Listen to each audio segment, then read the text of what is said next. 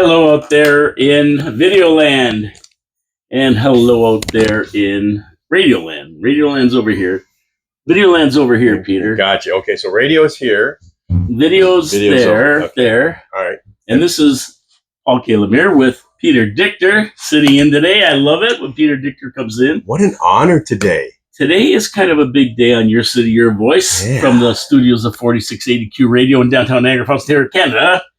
Right across from the Meteor Crater. Gotta always say that. I love my Meteor Crater. Well, you know that. That way you understand exactly where it is. Yeah. Because they can see that from NASA's satellites. Right? Yeah, I know. They can watch us in the studio here. 400. Right show 400. I've been at one, like I'm a centenarian here. You 100, 200, 300, and it is 400. Buddy. Show number 400. I appreciate in that. the bag today. That is today. a lot of work. And you know, it's great to have you in here because you've done probably 4,000, maybe more. You've been doing this all your life, 45 years. Yeah. Right? So, and I do it 4 hours at a time. So, you know, and people think, well, you come in here and you sit here for an hour and you talk and shoot the breeze and have a good time and laugh and insult everybody and do whatever your show's about. But they don't understand how much work goes into a show like show this. Prep. Show's not good, and it doesn't matter who it is. Even that mangy Howard Stern does show prep. Yeah, that left-wing, washed up shot jockey's a shot jockey. Whoever thought? Did you see the softballs he was lobbing at Kamala? Those were melted snowballs. That was water. This guy's not a shock jockey. He's an old lady left-wing loser right now. Owned. Oh, and he's Jewish, right? He's Jewish. Oh, yeah. And he realizes this regime doesn't back Israel, so that even makes it goofier. Yeah. Well, look at Ben Stiller. Yeah, we don't get these. Are these people owned? Are they owned? Like, what's going on? I'm not going to start conspiracy theories today. I promised myself. But I did come up with a phrase today. Okay, well, we're going to get into that. But back to the show. With the prep. Yeah. You know, like that's why in the morning I don't like to be bugged. I don't want anybody coming over. I don't want anybody calling me. Nothing, because I'm sitting there. I get up at 5 a.m. I'm sitting there writing my show. And it takes me at least 2 or 3 hours. I mean, for an hour show, you got to have your script. You got to have what you're going to talk about and that kind of thing. Like, I appreciate it. It's a lot of work, right? I said I did 4 to 5 hours at a time, and sometimes we did 5 hours. I did talk radio for a lot of years. You have to be totally prepped in talk radio. You have to be. And you know, I really learned my lesson about that when I went on the Pete and Reed show. I filled in for Reed a few times. Yeah, you did get a lesson, right? I remember you saying that. You went, this isn't just talking. No, it's not, actually. Yeah, like, and their show was a blend of the morning drive from 7 till, what did it go, from 7 till 9 or something? 6 to 9. 6 till 9, 3 hours.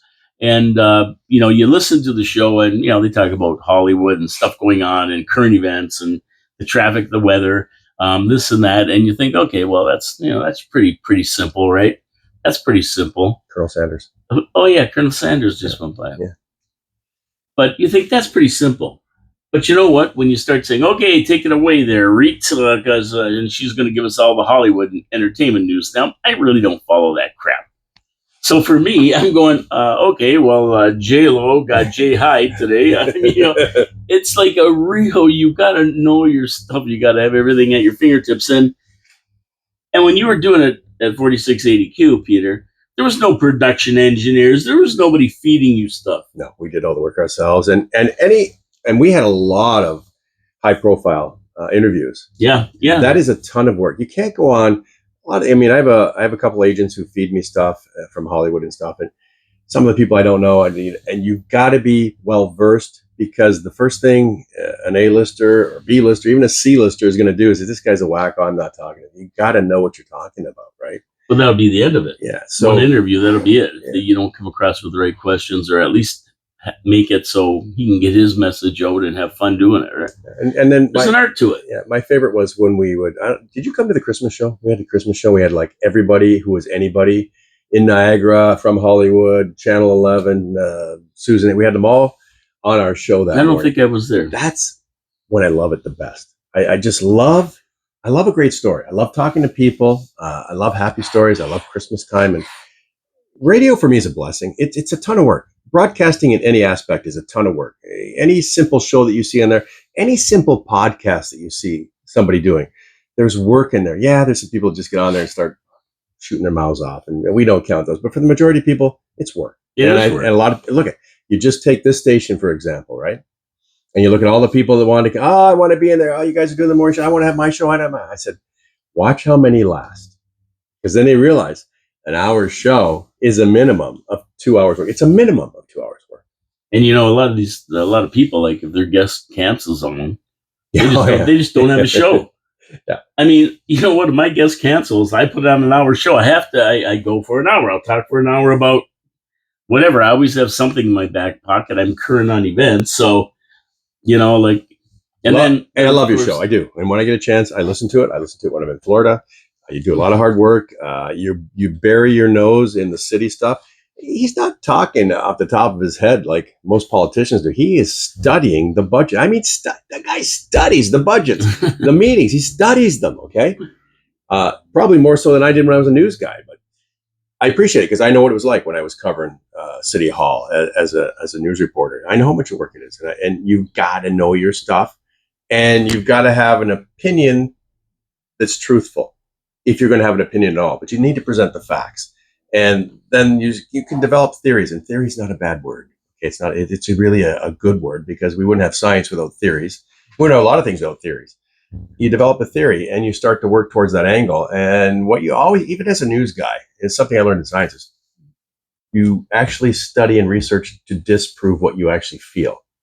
And if it comes out the other way, but you got to present the facts, and you do that. And 400 shows later. You've stuck to it. You said, I'm going to tell the truth. I'm going to do this. And you have. You've kept your word the whole time. So good on you. Yeah, well, I mean, that's it. Like everybody thinks like I'm a reporter. I'm not a reporter. I'm a commentator, right? I don't report anything. I don't go out and dig up the news. I leave that to John Law and Ray Spiteri and Allison Langley and Bill Sawchuk and Alan. There's another guy out in Welland. But I leave it to those professionals. That's what they do. But what I do is take their story and then give my opinion of it and give commentary on it. And then it's up to you, if you're listening, to figure it all out. To figure out, am I right? Do I have the numbers? Nobody sends you agendas that you have to repeat or like everybody said? No, nothing? No. Okay. The only thing I repeat is what I got to get to right now is my sponsors. Well, no, the funniest thing was when you did the research on Ray Lyle. Oh, that was the best. If I had to go back to a show that was the biggest laugh, and I've had a lot of laughs in here with people, we have a good time, was with Ray Lyle, though. Yeah. When Ray Lyle, I tried this, the way the show went. Ray Lyle, you know who Ray Lyle is. He was a rock star back in the 90s, and he's come up with 2 or 3 more songs, one called Pure Heart, one called Carry On, which is a remake of his song from the 90s, phenomenal song. And the other one was called Hallelujah. Yep. Was it Hallelujah? Yeah. And then Another Man's Gun, which went for Juno. Yeah, Another Man's Gun was a Juno. Ray's a great guy, and he was a force back in the music world back in the 90s. And he still is, for that matter. He's winning awards for his songs all over the place. But he was in here, and I thought, I heard about Chat GTP. And I said, I'm going to go on Chat GDP, and I'm going to get facts about Ray Lyle. GPT or whatever it is. Yeah. I'm going to get facts about Ray Lyle from Chat GPT. He was in there, and you were all excited. I was all excited. I had a sheet of facts. Like, I've never met Ray, and I just wanted to get some stuff out about him. So I started going through this Chat GDP that it gave me, or PT, whatever it is, and the AI stuff, right? And I'm saying, so Ray, I heard you're a big environmentalist. You go to Mexico and you save the turtles. He goes, I've never been to Mexico in my life. Right? And you thought he was joking. And I go, well, that's what it says here. And then I had a list of about 12 things that Ray did, and he never did any of them. Not one. So I'm going, well, that's pretty weird. He goes, no, I never been to that. He goes, and then I gave him, he goes, let me see that sheet. So I gave it to him, and he looks and he says, I want to be this guy on the sheet. This guy's done, I had an audience with the Queen. No, I never had an audience with the Queen. It was hilarious. And then from then on, who's programming AI to lie? I don't know. But it was pretty funny. And the thing after that, there was a joke after that about, what the hell was the joke about? The frogs or something? Yeah. No, what was the joke about? We had an ongoing joke after that because of that show, right? Something to do with frogs. No, with the turtles. Yeah, what's something to do with the turtles? The turtles, because Ray saved the turtles, right? So, Save the Turtle Foundation. Yeah, see? That was a fun show, man. And then poor Ray, he's sitting there going, geez, I never did that. No, never did that. No. You could see his face kind of going, never did that. Is that me? Did I do that? Where'd you get this stuff? He goes, well, that AI isn't very Yeah. Hey, sponsors. My sponsors, Hamilton Glowstone Lighting, Wild Bill's Auto Repair and Body Shop, and Victoria Avenue Pete's Pizza. Now, we're looking out the window here. It's a nice day out today. You know, it's a little bit warmer than yesterday, but still, we know what's coming. We know there's snow coming and that kind of thing. So, Wild Bill's Auto Repair and Body Shop, Ken Hunter at the helm. He is offering a free end of summer inspection. You can take your car in there. He looks at the brakes, suspension, tires. He does a computer scan of your computer of your car to know what the faults are, the defects are, fluids, lighting. You take your car in there, and he's going to look at everything and then take it for a test drive to make sure there's nothing that's been missed, fix it for you, and get you out there so you don't break down in the winter on the side of the road. And you know that's not much fun when you're sitting there with your thumb up your nose, Freezing. be polite, freezing your cojones off, waiting for CA to come and get you. Guaranteed you break down on the worst part of the day, worst part of the winter. And you know what? They're so busy they can't come and see you for a few hours. Wild Bill's Auto Repair and Body Shop on Oakwood Drive next to the Kia dealership. Go check it out. Talk to Ken. Tell him Paul from Your City, Your Voice sent you. And if you get in the wreck on the way there, he's got a full body shop. You'll take your car in, fix it up, send it out in showroom condition. You're good to go. Wild Bill's Auto Repair and Body Shop. Support our sponsors, please. We'll get to the other two later on in the show. So that was it, Peter. You were here for 100, 200, 300. We had a lot of laughs during the shows, and I think I get a really good response from the viewers and listeners, and we wish everybody would subscribe to the channel, give us a thumbs up or thumbs down, put comments in because we always reply to comments, and just enjoy the show and be involved. And now it's 400. It's unbelievable. 2 years, and in another year I'll hit 500. If, God willing, right? God willing. God willing, because you never know where the future is going to take you. But yeah, it's been a laugh, and there's some guys that I can thank. Of course, I thank Rick Rose for giving me the opportunity to come in here and get the 400 shows in the first place. Really, this is probably be my 600 because I did a couple hundred before COVID. Yeah, that's right. So officially, since I got back here, it's 400. But I've probably done 600, and I've done another. Probably 120 other shows with Absolutely, and we had the Alpha Chronicles with Todd Page. I forgot about that. Yeah, we did that for a little while, and so. But it's been a fun time, and I thank Rick Rose for give me the opportunity to be in here, and I thank Peter Dichter because when I first started, I never been on radio before, and I just got on and start talking. That's fine, but Peter was there to help me, improve myself. And some people, when you get criticized, you take it to, you get offensive or defensive, right? I never did that with Peter because I know he's a professional. So when he said you shouldn't do this, you shouldn't do that, I tried to correct. Yeah, I know you did. Yeah, how to wrap out. Yeah, you did. You listened, and it's just little tricks that you learn in the business, and then the biggest thing. When anybody asks me, "What do you do in your broadcast?" So remember, you're sitting in a room for the most part, laughing to yourself, talking to yourself. That's what we're doing right now. I know you're out there, but that's where we are right now. And if I'm not here, it's just him. Yeah. So you got to find a way to make what you say really exciting. It's how you press on vowels and syllables and consonants. And it's something you learn, and eventually you learn how. And I talked to you about that. And so you can't see my face. You can now. You can't see my mouth. You can't see my body. And I love to move and talk, right? So now I got to make that happen through this microphone out on the air. And that was one of the things that you actually really worked at. And now, hey, you're just you. And that's when you feel like you're just you, that's when you've arrived. Yeah. And it's funny because, when you first start doing this, you're kind of nervous coming in here because you don't know what you're going to say, how you're going to make an hour, go through an hour. That's the hardest part. And that kind of thing. But you know what, after after so many shows, you don't worry about it. You just say, well, I know what I'm doing. I'll just go in there and do it. It's like a guy playing guitar, right? He don't think about all the notes he's playing. He just plays them. He knows what he's doing. He's same as a hockey player. When you first got on skates, that's all you did was think about your feet and falling over. Yeah. And then that's gone, right? And then all of a sudden the speed. And then when you get that confidence, you move into to the high speed and the skill, right? And that's like anything. I remember there was a John Michael. Remember John Michael? Yeah. Oh, yeah. Great talk show host. Became a really good friend of mine. But he always said to me when we became friends, because initially he didn't like me. I was too tall for him. He was smart when I was tall. but we became really good friends. And he said to me, he took me aside, and he said, listen, here's how it goes. When you only feel and see your best friend on the other side of that table is when you have arrived. And I'm thinking, what does that mean? Because when I first got on the air, I'll never forget it. I got thrown into news, and you want to talk about living on the edge. That was living on the edge. I knew nothing about news, but I went on the air. Tom Rowe wrote the news for me, and I was flying by the seat of my pants. I was so scared.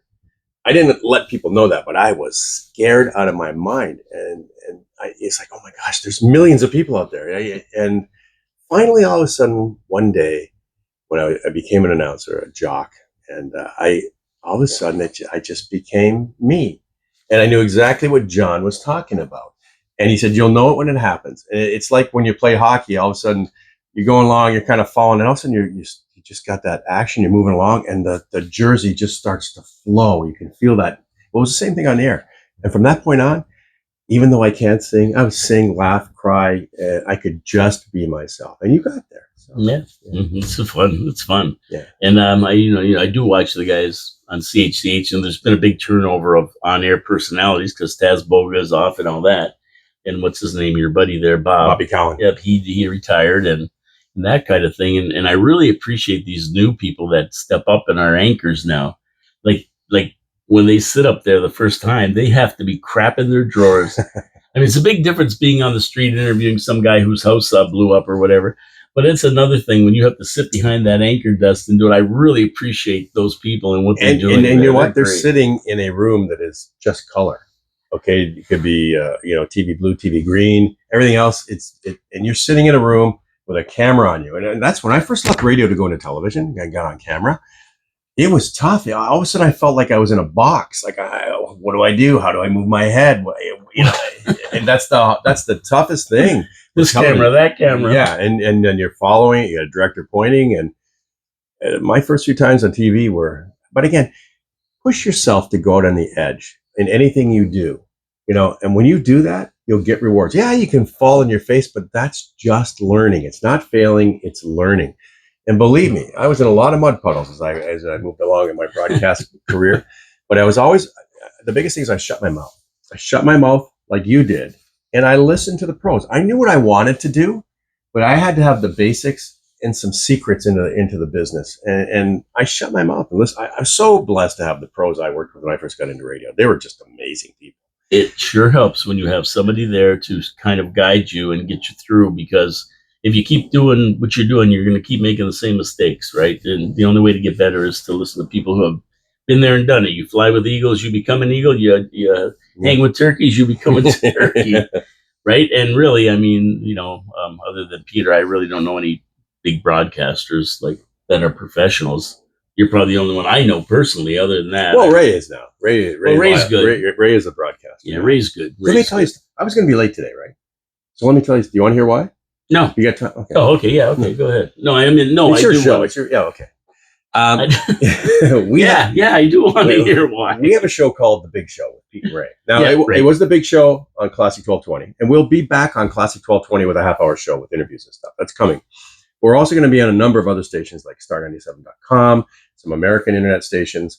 We'll be on our YouTube channel and our Rumble channel. It's called The Big Show with Pete and Ray. So Ray went on a challenge, the 4-month challenge. Now, my son is a personal trainer, fitness trainer, and nutritionist. And he has a company called Terror Bear Fitness. And then Fitness Zone, which is owned by Rob Ferrucci.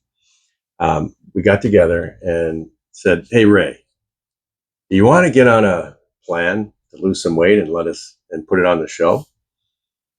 He goes, yeah, he did right away. Yeah, I did. And you know how big Ray was. He was a big guy. Big guy. So we weighed him in 1 month ago, 276.5 pounds. Okay. He wasn't allowed to go on the scale, or he wasn't allowed to look at the scale. We put him on the scale every week, but he wasn't allowed to look at it.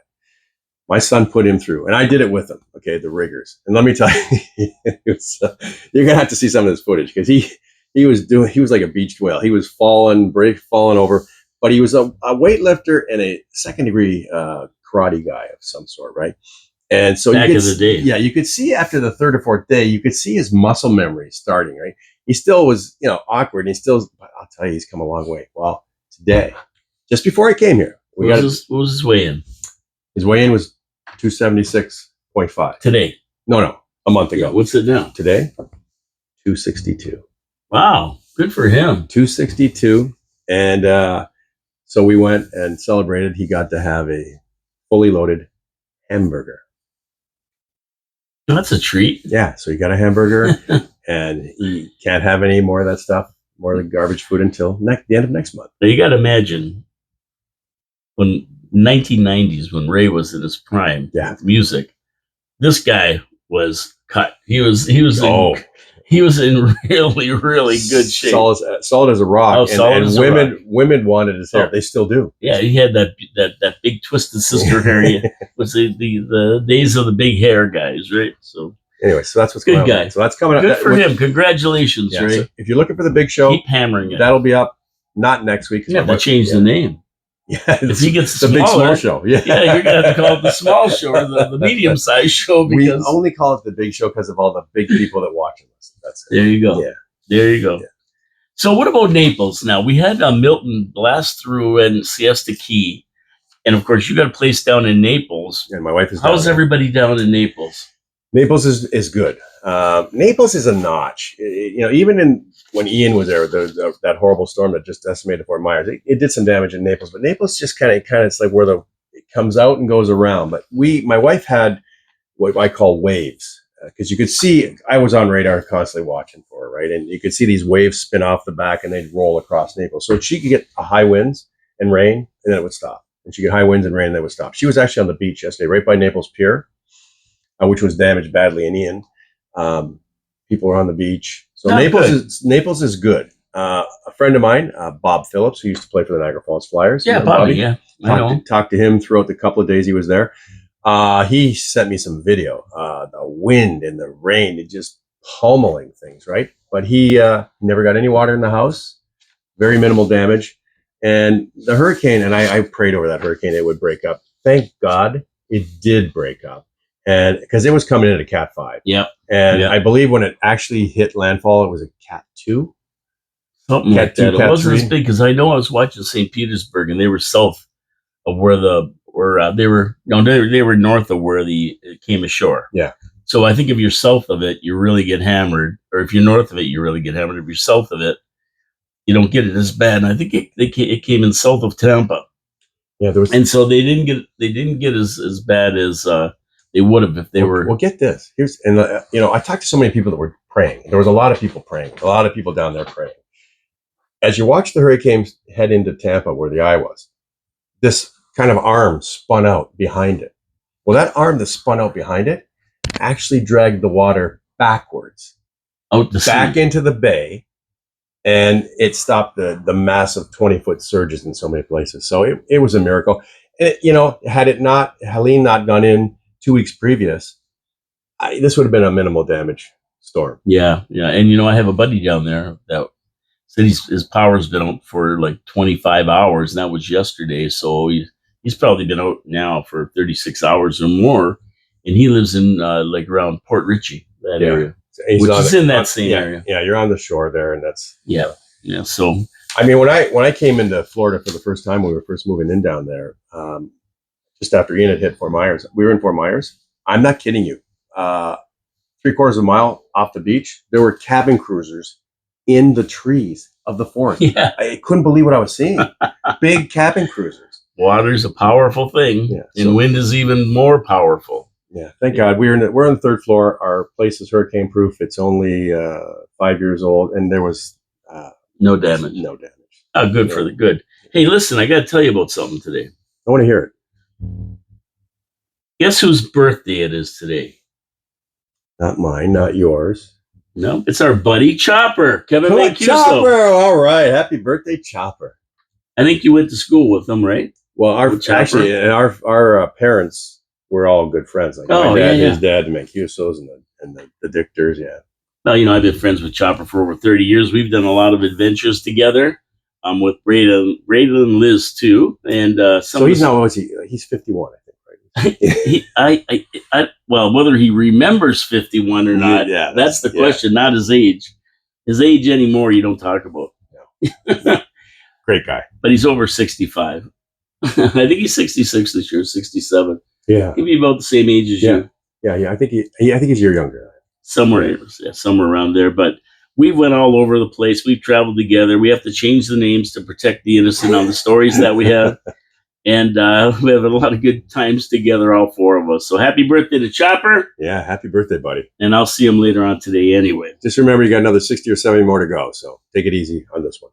So there was let me do my second sponsor. Yeah, go ahead. Yeah. Please. Okay, Hamilton Glowstone Lighting. I mean, we're getting to the season here where people are going to start putting lights up, Peter.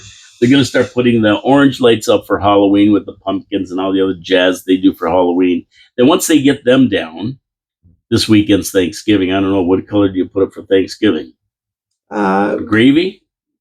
Turkey and gravy color? White and brown? I don't know. But they're going to be putting them up right after Halloween. We start the Festival of Lights in November, and they're going to be putting up Christmas lights. And you're going to see all these jamokes jumping up on ladders and trying to put these lights up. And a certain percentage are going to fall off and get hurt, and they're going to be complaining to their wife their back is sore. Listen, don't go through that anymore. Call up Hamilton Glowstone Lighting, the leaders in permanent outdoor lighting. And what they're going to do is come down. They're going to install track lighting on your house, and you don't have to worry about putting up any more lights. No more cords, none of that. Every one of these tracks are put together. They're soldered, they're sealed, and they're impenetrable by dust and moisture. So you don't have to worry about that. They're LED lights. Peter, tell people about LED lights. Super, super low energy pull. That's right. You don't have to worry about your meter. Yeah. You don't have to worry about your hydro bill. You can leave them on for a month and your hydro bill won't go up 10 cents. So they're unbelievable cheap on energy. And they have a limited lifetime warranty. So, I mean, they limit they lifetime warranty these things. That's how good they are. Now, how do you get these lights? Well, that was my next question. You call Colin Buckborough. He's the owner. And you call him at 289-969-1797. That's it. You say, Colin, come give me a free quote. And then if you get over there, you get so excited, you decide you're going to Griswold your house. They have financing on approved credit. So you can pay a low monthly payment to have these lights and not have it ruin your Christmas fund. So it's fantastic. And of course, they add value to your house. They light up your walkways and pathways and make it safer.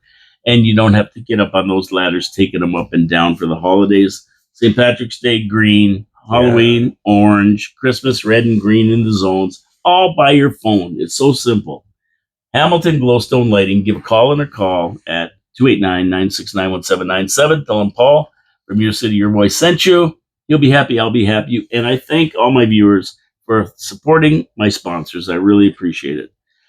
Okay, so I saw a video on Facebook of these two crazy people over the wall down by the falls and standing right on the edge there. Oh. Did you see that video? No. Oh, they're standing right now taking pictures and everything. And I mean, of course, the video's gone viral now. Everybody's freaking out in town. Tim Shafley and everybody yelling and screaming, these idiots, what are they doing over that wall? They should.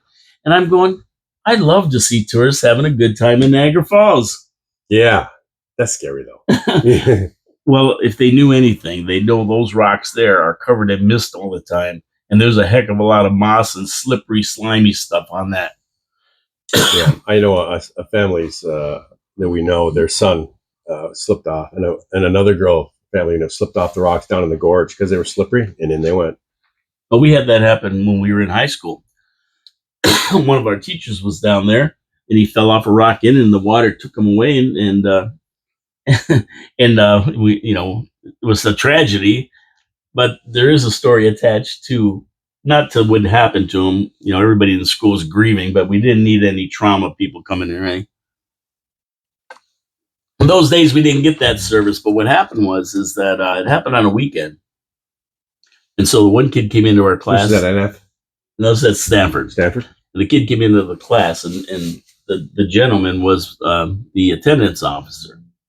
So he came in with a note signed by the attendance officer to excuse him being late. So the teacher says, just wait for the announcements, and then we'll talk about this. Sit down. So so the announcements come on saying that this guy had died on the weekend, and the kid handed the slip in on the Monday, right? Signed by him. So After the announcement, the kid didn't even say anything. He just got up and walked right out the door and went down to the principal's. Yeah, I mean, it's not a funny incident, but that was a funny story attached to it. And that's a true story. But anyway, these bozos out there, I don't care if they fall off and die. I couldn't care less. If you're dumb enough to do that, that's called culling the herd. You know what the problem is, though? Is The, if the they just, rescuers. yeah, that's the problem, and their lives. Yeah, like if you fall down the gorge, we have to have guys from the fire department come out and then rappel down or somehow get down there to save your ass. There should be a sign there. If you fall in, you found your way down there, find your way back up. Nobody's coming to They rescue risk their you. lives. They got. You can get into slippery situations. You can have rock falls, all kinds of things. Why do you want to endanger somebody's life for your little stupid pleasure? Yeah, I mean, and they're over there and they're walking around having a great time, and they got some great video, I'm sure, and pictures. I mean, they're right at the edge, But you know what? Mayor Jim Diodati said something too. There's a lot of wind currents in that around there as well, with the falls going over, and all they have to do is just get kind of hit by a little gust of wind, and they're over. Exactly. And it's not safe. That's why they have the wall up there. But unless the Tulip Patrol can catch everybody who does it, and there's a lot of people up on that wall in that. There's not a lot you can do. But I'll be honest. The last time I was at the falls was in May. But I remember when I was young, there was always officers walking down that walkway along the gorge from the falls down. I don't see that anymore. No. You don't see it. So obviously it's the potential is there. Well, the potential is there, and if they get caught, they should be fined. I mean, it shouldn't be like a $20 fine. It should be like a $5,000 fine, something substantial. But the thing is, when you think about it, and this is what I always say, seriously, you've been in Niagara Falls all your life. All my life. How many people have you heard down by the Table Rock or that area have fallen in, other than people who jumped in themselves? I think I heard of one Chinese lady who had an umbrella and it blew her right over the edge or something. Really? Yeah, something like that. There's one story about that. I can't remember anybody ever falling off that wall or anything else. Although everybody makes a big deal about it, really, it's not something that happens all the time. I have seen it though. Many times down there, I have seen people standing up on that wall. Yeah. And and I can't even look. And their kids standing up on it. That's the worst. And I'm not talking about just up and leaning on the railing. I'm talking about up on those cement abutments, standing right on top of them, and they get slippery too. Listen, I used to with Rudy Hoffman, Niagara Helicopters. I used to shoot all their videos, and I'll tell you how dangerous the updrafts are around there. We were flying along the edge of the Horseshoe Falls, and I had a camera standing outside the helicopter, and we hit an air pocket. The helicopter tilted and got pushed back up, and then it went over because there was no air, because as the air moved up, there was no, and I thought, this is it, we're done, right? And partway down, we caught air, and the helicopter came back up. I went, wow, it's beautiful, but it's so dangerous. And there is that, you stand at the edge of the falls, it's like jello moving over. It looks so serene and calm. It's so weird. It's drying. I can see why people jump in. Yeah. You stand right at the edge of that falls, and you think, I could just go walk around in that water. It's beautiful. And it's got this wacky draw when you watch it, almost like just asking you to step in and enjoy the water. It's like jello going away. It's just so smooth. And it's weird. And there's a different kind of noise when you're there. It's not like that pounding falls. And it's kind of, I don't know, it's different. Yeah, when you're right up on top by the Table Rock, right before the water goes over the cliff, the water's moving slow there. Really doesn't look like it could take you over. It looks so serene that it would be a peaceful ride. But and your mind starts to talk. You go, oh no, time to get it. Okay. I'm unhypnotized now. Because it does hypnotize. Come back to reality. Hypnotic. Another thing that happened yesterday was, I think it was last night, it was last night, I'm pretty sure, was a tribute to Wayne Thompson, a little party type of thing. I didn't even know about that. For his retirement, like two sessions ago, and City Council, there's your buddy Harold. Two city councils ago, he stepped down. He gave his letter of resignation, which It's probably 2 years later than it should have been. But and he said he was retiring, and they had a party for him last night. And I always liked Wayne. I mean, I've never had a problem with Wayne. If I asked him to help me out, he did. He always treated me really good. And Wayne was a character. I like to call him Little Caesar because he was like Little Caesar, like the boss. I call him, Yeah. the boss. And yeah, it was. I did his roast. And it was like, well done. oh, I did the whole thing. I produced it. And it was like a Bonnie and Clyde theme, and he was the boss. Oh, Yeah. I saw pictures of that. Yeah, I did that roast for him. Well, I worked on a lot of his perfect. campaigns, and I never even knew about that party. I'm a little upset that I never even knew about. Yeah, well, he got a key to the city, which I'm sure he already has. He's a always lot had of- one in his back pocket. You got that right. He had more connections than Bell Telephone, Yeah.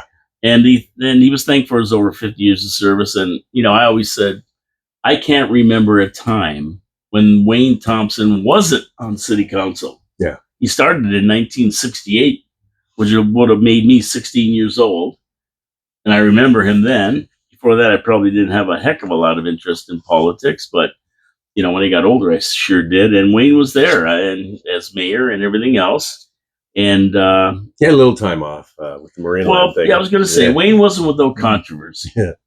He was a good guy and did a lot for people. He's a forward-thinking guy, but he did have controversy. He had to step down in the '80s over the Marine Land Well and Securities fiasco. Now, of course, the spin was he stepped down because his health benefits were running out at the health department where he worked. But yeah, that's not the reason.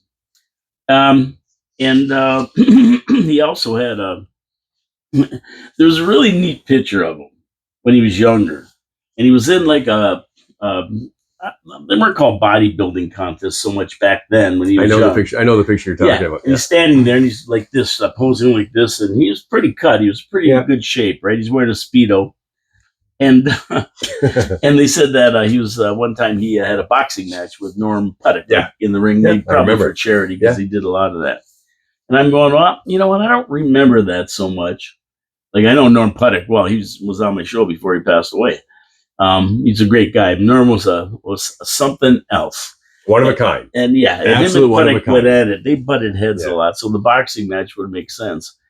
But the match I remember him having was the one with John Grasskamp in an alley on Queen Street here. That's right. That's Remember right. that? Yes, I do. I forgot about that. Now, John Grasskamp, we called him the Eggman, and he used to deliver eggs, and he was on city council, I believe. And him and Wayne hated each other, man. They really didn't like each other.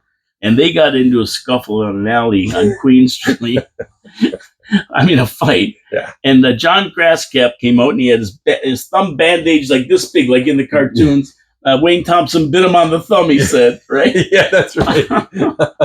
And his thumb was like that, like this big around, right? It was like so phony, but John was a character.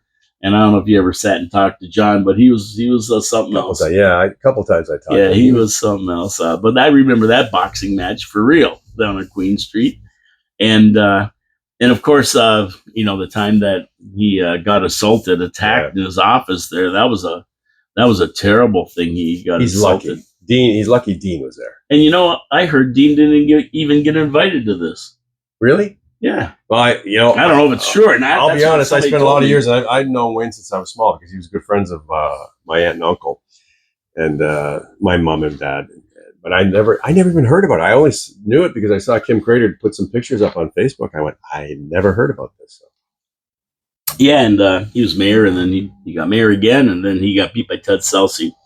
Yeah, that was. I was involved in his campaign on that one, and I said to him, I said, Wayne, I'm smelling something here. I said, somebody's, no. I said, I don't know. I just got this feeling, right? You get the feeling, right? Yeah.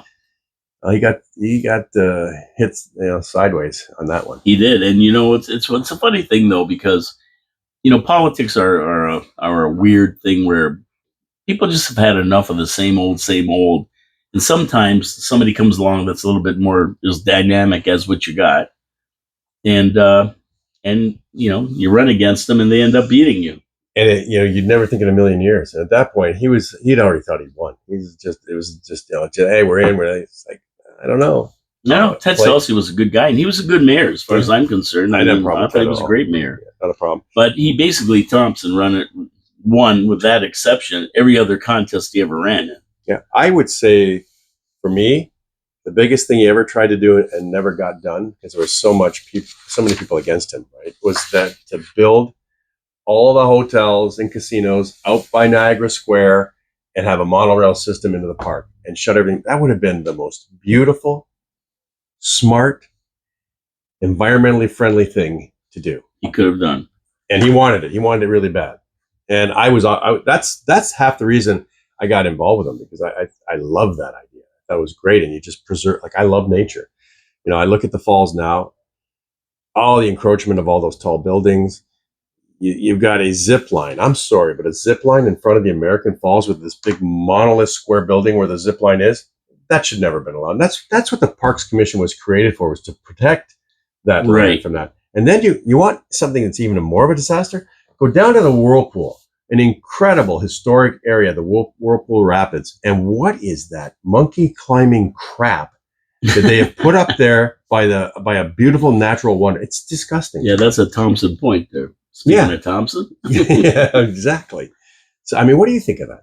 I think it's ridiculous. I mean, they make money from it probably, but like, they're not there to make money. The parks are there to preserve the parks' natural I believe beauty. there's private enterprise involved in that too. So yeah, and now they're going to build a boutique hotel at the old Toronto Power Station there. Right? Was that not the Root Ends? Do they not own that? No, that's some company that specializes in refurbishing old power plants. Or is that the one by the old Oaks Hall Golf Course, right across from Oaks Hall? Nope, it's the one down the bottom, right on the river where the scow is. That old Toronto Powerhouse. They're going to build that into a what? A boutique hotel. Wow. They're going to do a boutique hotel, something really that's supposed to be, and they're going to refurbish the whole building, though. That's part of it. Redoing it all, preserving it for history.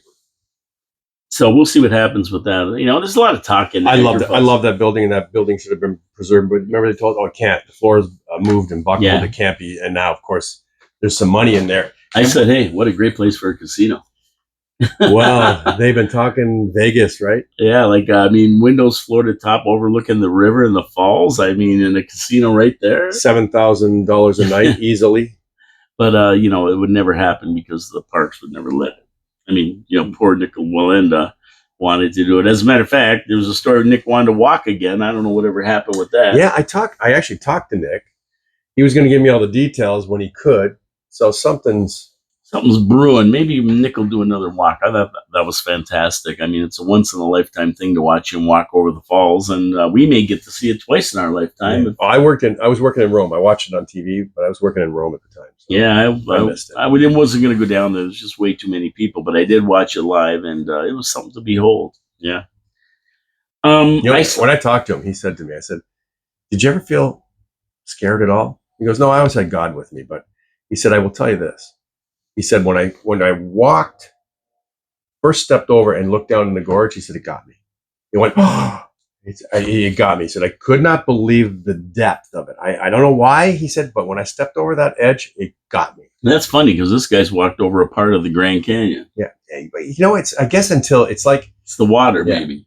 It's the movement of the water, depending on how it's twirling in the mist, how it's twirling down below and stuff like that. And he was blinded most of the time. What he did there, yeah, it was amazing. It was amazing. Hey, I saw something we were talking about, a story about it a couple of weeks ago when you were here, and that was concerning the birth rate in Canada. Remember we were talking about that? I'm going to read something here that I wrote down that I read, and we'll talk about that for a minute. But first, I got to get to my third sponsor.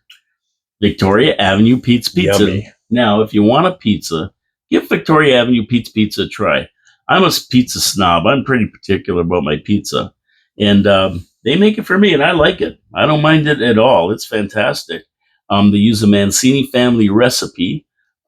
Reno Mancini and his family started it 40 years ago down in St. Catharines and franchise stores out in the Niagara region. And the crust is fantastic. The sauce is great. And Mike, the guy who runs it, worked in an Italian restaurant for 15 years. He knows the importance of having the right ratio of sauce to cheese on a pizza. Their toppings are fantastic. And right now they're offering 2 medium pizzas with 3 toppings for $25. Wow. That's it, $25 to celebrate the 40th anniversary of Pete's Pizza in the region. So you can go take advantage of it, but they don't stop there. They have subs, they have poutine, they have all kinds of things there. So whatever you want, Mike's on top of it and got it for you.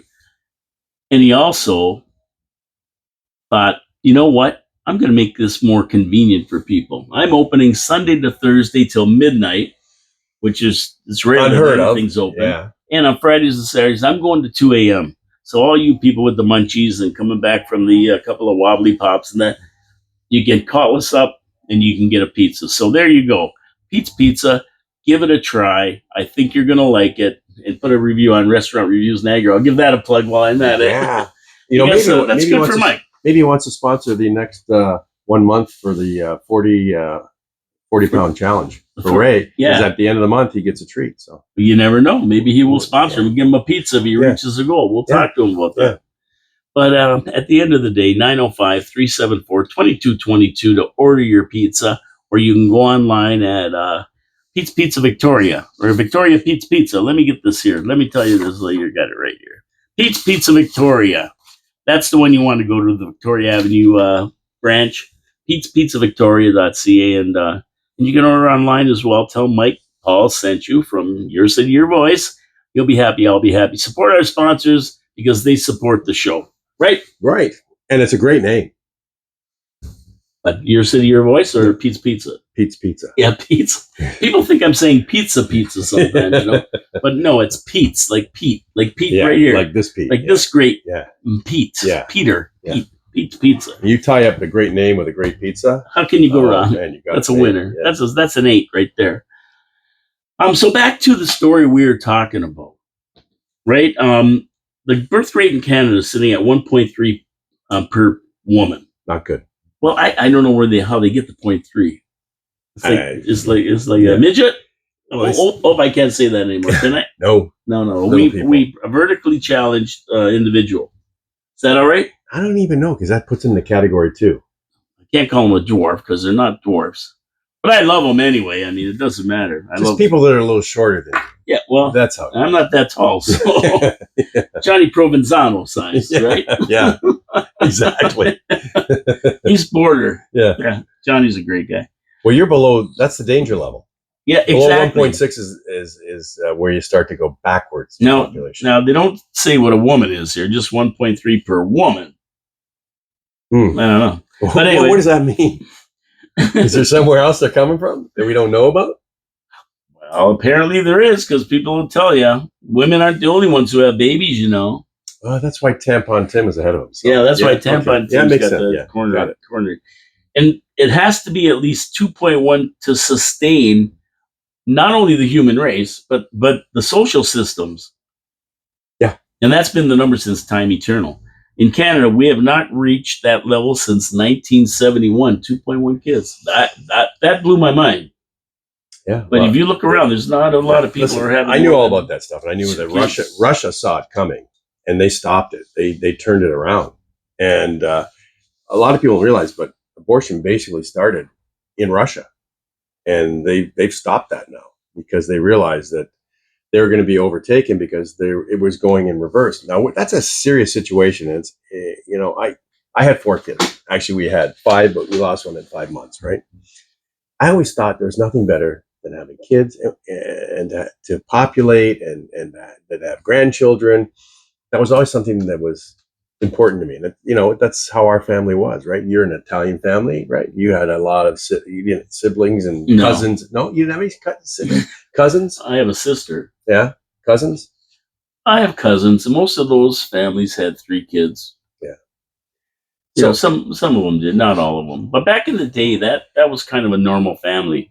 2 to 3 kids. That was that was the way it was. And some had more than that. Like my mother had probably 5 siblings. Yeah. There's 4 girls and 2 boys. Well, and in the time we had our 4 children, the world had changed. They decided that you should only have a family of 4, mom, dad, and a couple of kids. Yeah. So when you went to a restaurant, it's like, oh, you got 6. Or you go to a hotel. oh, I'm sorry, even though they're small, you've got 6, you've got to have 2 rooms. And that's when they started to push away. So it was, you're being penalized for having more than 2 children. Yeah, the nuclear family. Yeah. So, and so many of my friends now, not you, of course, but have said to me, I made a mistake. I said, what do you mean? Well, we didn't have kids. I said, Yeah, I don't have any kids. yeah, but they that I know of. Yeah, and there are people who shouldn't, who don't need them, who don't want them. Okay, I get it. But these guys have come up to me and said, I should have. And I said, well, way back when you said your nieces and nephews were going to take that place. Yeah, I was wrong. So, well, to be honest with you, I was talking to Liz about this, and I said, when we get old, like my mother's in a home. Yep. And I go visit her. My sister goes visit her. Right? She's 99 now and doing fantastic. But I said, when we get, when's she gonna be 100? August 4th of next year. So she's only got about 10 months. Yeah, 10 months to go. August, September, October. Yeah. But when I'm thinking, I said, Liz, when we get old, we're not going to have anybody who's going to visit us at the old age home. We're going to be sitting there. I'll stop by. Yeah. Well, I don't know if I'll live till 99. You start to see it, right? Yeah, you do. Because I'll be honest with having my kids and now a grandchild, it's shown me what my purpose is and who's going to be around. I'm not going to be alone, right? I'm going to have my family around. And that's special. And then seeing them develop and doing there's just something about it, just something amazing. And everyone says, oh, you can't, kids are so expensive. You'll always get it done. God will always help you. Yeah, well, that's true because people do get through it no matter how many kids they have. You look at people with 7 kids and they somehow got through it. Yeah. And here's the worst part of it is that because we have this low birth rate, we are supplementing that low birth rate with immigrants, with immigration. And of course, like the reason a lot of people don't have kids, like you said, is because the increased cost of living, the inflation, delaying of having children due to women staying in school and delaying children for a career. And a lot of women do that. They're having kids in their 30s, their mid 30s, because at the end of the day, right, they go to school, they get an engineering or a doctorate or become a doctor or some profession, and then they want to apply their trade for 4 or 5 or 6 years and get their feet under them, right? Yeah. And get everything paid off that it cost them to go to school if they didn't have help. And then they decide to have a family in their late 30s. So, and they're only having 1 or 2 because the next thing is the time to have and rear children due to occupational demands. Like when we were kids, our mother stayed home. My mother was home with us. And we made a rule for me and my wife when our kids were small, she stayed home. Yeah. And did we suffer from it? We suffered, they didn't, which was the key to it, right? And you got by. We still did great things. You find a way to use your time. But back in the old days, one person could work and make a living because we didn't have the government robbing us blind every day. Yeah, true. But again, remember too, we're also spoiled. We want to have everything. We didn't have everything when I was growing up. I'm sure your family didn't have everything. No. I grew up in a middle class family. Yeah. Oh, really? So my neighbors cut their lawn. And did you smell the grass when they were cutting it? Yeah, it was fantastic. Amazing. Middle class family in Calogero Estates. Why doesn't anybody bring up that Kamala Harris was in a northern suburb of Montreal, one of the most expensive, one of the most expensive places to live in Canada? Yeah. Come on. Knock, knock. Who's there? I don't know. There's nobody there. There isn't. There's nobody there. I'm so sick of the lies. If anything, I'm sick of the lies. Or, well, I can't say that. That's inappropriate. What's the new words now? If I for lie? Yeah, lie. No. But I mean, the new the guy who's trying to be vice president. What's the new words? I misspoke. Oh, I misspoke. I misspoke. I didn't lie. I didn't tell you a lie. I misspoke. And then this word salad coming out of both of them. And it's not, salads are good. It's not word salad. It's turd salad. It's turd sandwiches coming out of their mouths, okay? Yeah, well, cuckoo Kamala there. Yeah, no, this birth rate thing is dangerous. It is. And you don't understand that, we will not have a country the way you knew it. And they talk people out of, okay, here's how it goes. You remember a few years ago, the advertisements on buses and billboards in Toronto about having one one child. Yep. You should only have one. They didn't say that to immigration who's coming in who always had 7, 8, or as many as they wanted, right? But we're only supposed to have one. Next thing is the de-womenizing of women. Yes. Breastfeeding. Oh, it's disgusting. Now it's chest feeding. There's no longer mother on the birth certificate. There's no father on the birth. It's Parenting. Birth parent. Birth parent. Dehumanizing what they wanted to call the women's sexual parts. Okay. You don't even understand it's being done. The promotion of abortion as a type of birth control. All of these factors play into that birth rate. It does. And it's planned. It's been planned. Without a doubt. Without a doubt. Don't fool yourselves. These people it's like people can commit crimes right in front of your face because they're walking in the opposite direction. And if you don't look in that direction, you don't see them. It's called misdirection. And that's what they have been doing for 70, 80, 90, 100 years. They've been doing everything to get to the point they're at now, where they right now have people so disillusioned and don't understand truth anymore. Don't look for truth. Just sit there and go, feed me. Okay, it doesn't sound good, but I'll get by. Everything's going to be good next week. Pete will take care of that, or Bob will take care of that, or you'll take care of that. Paul, we'll all take care of it. And when I stick my head out of the sand, everything's going to be good. It's not. We either smarten up or we're done. Yeah, and this is very important. So go out there and have kids. I guess that's the best thing to say, right? Well, I'm telling you, it's a reward in the end. It's a reward. It's such a reward. It's so amazing to have a grandchild. I can't even tell you. You don't know until you've had it. Okay, and the experience I've had. Having kids took me back to being a kid, out walking, teaching hockey, playing hockey, doing things up north, teaching them how to build lean-tos in case they were caught in the woods. We had the best time. You name it. It was the best. And now they're there. They're your friends. I can't imagine life. Well, see, I would be doing that too. I would be teaching them how to go over the river, finding the best bar. Yeah. I would be teaching them how to pick a trifecta. I didn't have to teach them that. They knew that before I could even teach them. See, how do you pick a trifecta? The best slot machines to play. Pizza. I would teach them about Food. pizza. I would make them pizza. Yeah. But yeah, so you start thinking about it when you get older. So you young people out there, I don't have a regret about it, but I do think about what's going to happen to me when I'm old. Yeah. And not only that, excuse me, even your family heirlooms. Everybody inherits heirlooms, right? I have some from my grandmother and my mother, and stuff. But I have no one to leave them to. Well, my mother they're all going to be sold. On my mother's side was a Lemire, so you go. But I have nobody to leave anything to really when it's all said and done. So my millions, I'm going to give them to the Humane Society, I guess. If you're a young person out there, it's a great investment. Yes, you're going to have nights where you're awake and stuff like that. It's nothing. It goes by really, really fast. And then the return on investment outweighs any problems you have. As long as you keep them away from, your biggest job is to keep them away from evil. Yes. Okay. And that's the toughest job.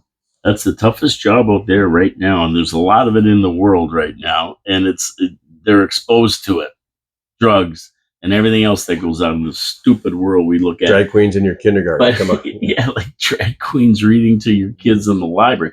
Well, I blame the parents for that. I do too. They should be stepping up and saying, no. Did you hear about, I think it was in the States, about these 2 teachers that were giving these sleeping patches to the kids? Did you hear about that? No. Yeah, they were putting sleeping patches. And finally the one kid went home and said, Mommy, look at this. And she pulled it up. She said, well, what's that? She goes, well, those are the sleeping patches that they put on us. They were drugging these kids every single day. So now, these 2 teachers have been put on leave. Now, these 2 teachers should have been arrested and taken to jail. Oh, yeah. This is not a leave thing. This is suspension and jail. You don't do that to kids. Listen, my wife, she always was on top of what the kids were learning, where they were, how they're being. She was in the school all the time. That's so important. Don't trust your kids with anyone. Okay, don't. Especially the teachers these days. Yeah, grandkid. No, they're just. It's a bad situation where kids are being taught stuff. There was places where kids were told that one kid was disciplined because they were having a fake vote and she voted for Trump, and she was disciplined and had to write out lines. I'm not kidding you. Had to write out lines about you. She should have voted for Biden. Orange man bad. Yeah. Orange man bad. Yeah. Orange man bad. Dopey good. The original Dopey. Oh man, I know it's a wacky world out there, and you got to watch your kids every minute. And what do we can do about this birth rate, though? I mean, if it doesn't smarten up here in Canada, Game over. And it's not our generation that's going to suffer for it. No, it's the young. And I shouldn't say that. We are going to suffer for it. We'll be on the edge of that, where there is no social programs paid for. You won't have your pensions. They'll be gone. I mean, now look at the Liberal government fighting against the Bloc, who are trying to get seniors to get more money. I mean, you look at these pension, what you get a month hasn't changed in decades. It's a joke. It's a joke. Yeah, where minimum wage is $17.20 an hour now, right? Seniors Is that what it is? Yeah, like if you put 40 hours into $2,000, that's like what, $5 an hour or something. Yeah. What is it? I mean, how many 40 hours a week times 4 weeks, 160, and it's 20,000 or 2,000 a month. That's like what, $10 or $11 an hour, maybe not even that. It's not even that. They worked all their lives, 40 years, were slaving it out, taking a lousy week off to go somewhere if they could afford it. And in old age, they don't get anything. And a lot of them can't even afford their houses when they get their tax bill anymore. It's so high. Give the Japanese credit. They so respect the elders and what they've done and built. They take care of them. And that's the way it should be. Listen, I'll tell you, my grandparents were important to the day they died. They were honored, respected, visited, taken care of, grass cut, whatever they needed, taken to the hospital, you name it. In our family, they were a priority. And honest to God, I learned so much from my grandparents. I learned so much. On the one side, on the Irish English side, where they had Walker's Dairy, that was ours, okay? I learned from them. On the Ukrainian side, I learned the love and the gardening and family. And they came from nothing and built and paid for their houses, okay? They didn't owe anything. And there was so much to learn. I know a lot of times now, even with my kids, now you'll say something, oh, Dad, that was in the old days. What do you did biochemistry back then? It's not the same. Oh, okay. Yeah. Well, back in the old days. I think the world could do a lot with going back to the old days the way it was. Because please. It's screwed up now. Yeah. Back to the old days. The 70s were the best. The 80s were great. 90s are okay, but go back to those times. Yeah. Everybody was having fun. There was respect. You didn't have to worry about your kids on the street. You didn't see homeless. No. You didn't see meteor craters out in the middle of the city. There was a parking lot with a market every Saturday. You saw streets that were taken care of. You didn't see weeds growing up between the asphalt and the concrete everywhere in the city, including down by the tourist area. You didn't see any of that. No. And you had the Niagara Falls Flyers. And we had the Niagara Falls Flyers, yeah. Yep. Speaking of that, your Niagara Falls Flyers beat us last night. Yeah. I mean, I think the Bruins gave Montreal a real lesson in how a team plays. They took them to school. I forgot about that. I totally forgot about that. I forgot to. I didn't. I didn't forget about it. But yeah, that was a lesson learned by Montreal, and they'll be watching tapes of that game. I didn't see because I was actually at the Marlon Wayans comedian. Yeah, it was 6-4, but the game was watching it on my phone. Yeah, it wasn't a 6-4 game. Believe me, Boston dominated the game. In that third period, they just cruised. They didn't even. I mean, it's 5-2. Then it wasn't no big deal. Thank God they realized that Swayman has value. Yes, he does. And you know what? I'm just glad we beat the pesky Leafs. Yeah, I was glad for that. I was real happy for that. Very, very I know. I thought Bruins fans would be happy. Montreal took them out 1-0. Of course, you must be watching the series of the rebuild of the Canadiens. You know what? I haven't watched it because I don't get Crave. Yeah. So I've got to find it. You don't have the crave for it. No, I'll find it. I mean, I saw it live when they were doing it. So doesn't seem like it's working, the rebuild. Well, not yet. Not yet. I mean, we have hope, and that's about it for this year. I don't see us being maybe a 500 team. That's it. But last night was a tough task for Montreal. We got our backup goalie. We're going into Boston on opening night. Boston got shellacked a couple nights before. Yep. So they were loaded for bear. Yeah, and there's a big rivalry there. Yeah, and they just outplayed Montreal. That's all. They're bigger in the face-off circle. But you could see, this is the good thing about Boston. They got a big team. Yeah, and you can see the difference with 5'10" Gallagher and 5'8" Suzuki and 5'6" Caulfield. And Now, let me say something. If you expanded that neutral zone again, guess what? it might work. Oh, it would work because that's how it used to work. Is you had your smaller players who could really make the plays happen in the middle, and those are the agile, smaller guys, the Marcel Dion's, and Yep. Well, now you've taken that away, So it becomes a big man's game. in the end zones, and that's what's ruined the game. And thank you, Mr. Bettman, for doing that. yeah, that's when the guys like Marcel Dion could thrive because they could skate and they'd skate around you. Yeah. It's fantastic. And like Gilbert Perreault. That's why amazing in that neutral zone. Yeah, and that's why a lot of these players that come over from, I know we're talking sports here, but that's why a lot of these players come over from Europe on the bigger ice service where they can wheel and deal, and they get into the smaller arenas in North America in the NHL, and then all of a sudden they feel like they're in a box. Yeah. Like, where's the ice? Where's the room to do what I do best? Yeah, exactly. It's a big transition for a lot of these guys coming over. In a lot of ways, they've ruined the game. They really have. Yeah, I know. Well, what are you going to do? And it's a money game now. It's all about money anyway. Gimmicks and money. It's not like we always go back to the 60s and 70s, right? When things were good. But you look at my kids, they're listening to the music of the 60s, 70s, and 80s, and they're loving it. You look at, for some reason, every time I turn on a radio now, Tay-Tay's on. Taylor Swift drives me nuts. And I'm listening to music. I'm going, this music sucks. Yeah, and there's not much singing, not many lyrics. The arrangements are not anywhere near what they were back in our day. And you go, there's no comparison. No. There's no comparison. It's like one beat. Yeah. One beat and words and auto-tune and production. It's more production technology than it is talent. Yeah. I happened to flip on a song the other day, just popped up. There was Gary Puckett in the Union Gap. And I love the song. Young girl. Yeah, exactly. Yeah, and you go back, right? It takes you back. Anyway, we got to get out of here. All right. It is show Friday. number 400. Weekend. Good, congratulations, it's in the bag. buddy. Great it's job. In the bag, right? We call it in the bag. Good job. Is that what we say? It's in the bag? It's in the bag. It's wherever you want it to be. No, it's a wrap. It's a wrap. It's a wrap. It's in the not the song. It's a wrap. It's in the bank. It's in the history books. But yeah. Well, let's see if I can get another 400 in. I wonder if we're going to be here for 1,000. Of course. Like God willing. I always say God willing. Like that's the whole place might be bombed out. You never know, right? There might be a building there. That's like 1,600 more shows, 100 a year, maybe. Right, for a week times 52 weeks, that's around 200 a year, right? Right, it is growing some terrain on there, though. It is looking a little marsh-like. Well, it's like Friar Tuck. It's got around the fringe. It's got the thing that's bald in the middle. That's where all the chemicals are. The Friar Tuck of meteor craters. Anyway, if you want to know what we're talking about, you don't know what we're talking about because you out there. You just come down to the city of Niagara Falls, Queen Street, downtown by the City Hall, and get on it's Park Street in behind. Yeah, Park Street, Chrysler and Park. Yeah. Right across is the meteor crater. Come and see it. Yeah. Come and see it. I mean, how many cities have a meteor crater? No, exactly. We can probably make huge money on that. I said we should set up a hot dog stand. Get tourists down here to sell hot dog. French fries. And then we got the landing thing over here on Victoria Avenue. They built the roundabout with those three big steel things in there. That are rusting? Yeah, well, that's to land spaceships on if they decide to come down and meet our mayor. Now, are they starting we got the flying saucer.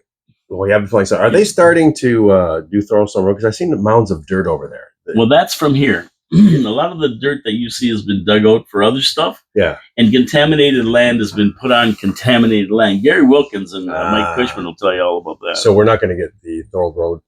It's a big project. That's a regional thing. And I mean, how nice would that be? It'd be awesome.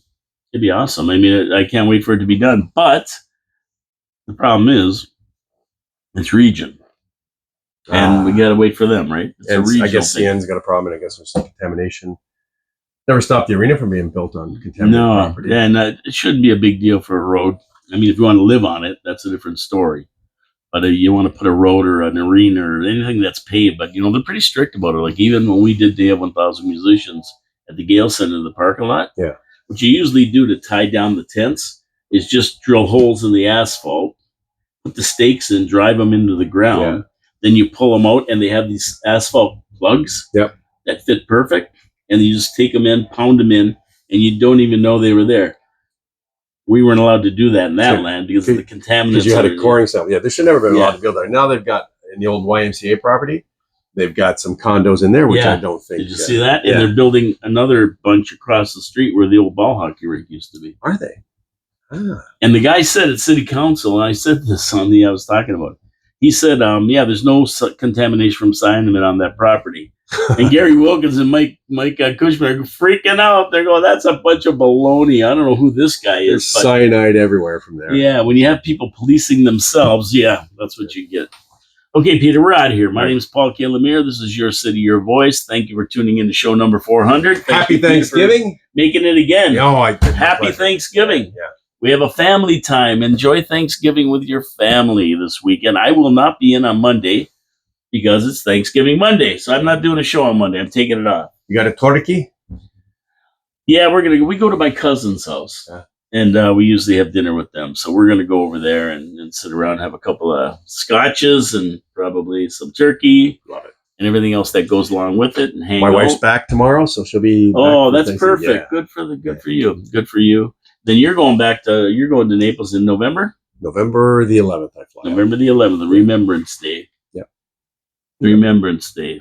Yeah, so we're going to do a Remembrance Day show. We always do. Dave Wheeler comes in and we read in Flanders Fields and talk about. Should never be forgotten. Never forget it. Ever. Make your kids observe that. And like Don Cherry said, the least you can do is wear a poppy. Yeah, I have one poppy in my truck at all times. All times. I got one in the car. And, for November 11th, a couple weeks before, I started wearing it, pop it on, wear it everywhere I go. You got to respect our veterans and thank a veteran. If you see a veteran, thank a veteran. And somebody who's burning a flag is disgracing the blood that made that flag. Mandatory 5 years in prison. 100%.